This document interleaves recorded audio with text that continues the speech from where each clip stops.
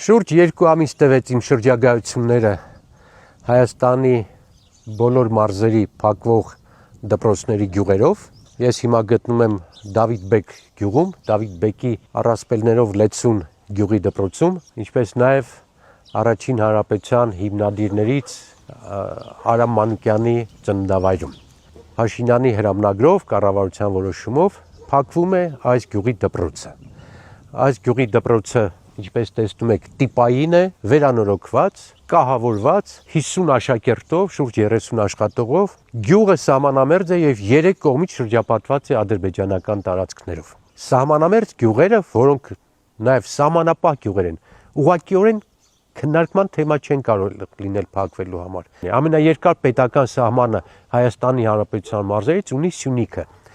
Եվ այդ 55 սահմանամերձ գյուղերի դպրոցների փակվելը ամբողջ հանրապետությունում, դրա կեսը բաժին է ընկել Սյունիքին, 27 դպրոց։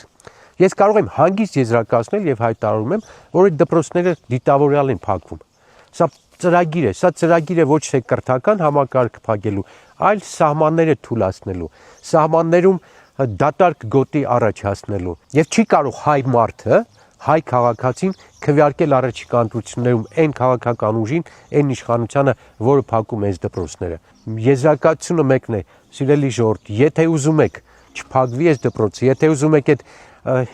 դպրոցները, գյուղերը չավիրվեն, միակ կուսակցությունը, միակ քաղաքական ուժը, որ 2-3 ամիս է տառապում ենք, այս տարիներ առաջ եմ սկսել այս շարժումը, պետք է գաք, մեզ քվեարկեք, մենք գնում ենք խորհրդարան այս խնդիրը լուծելու։ Ես ձեզ խոստանում եմ, խորհրդարանում չեմ թույլ տալու, արգելելու եմ, կասեցնելու եմ, մենք կասեցնելու ենք դպրոցների փակելը եւ գյուղերի ավիրելը։ Սա հակահայկական, հակապետական գործընթաց է։ Այս գործընթացը պետք է կասեցվի։ Մենք ձեր աջակցության կարիքն ունենք։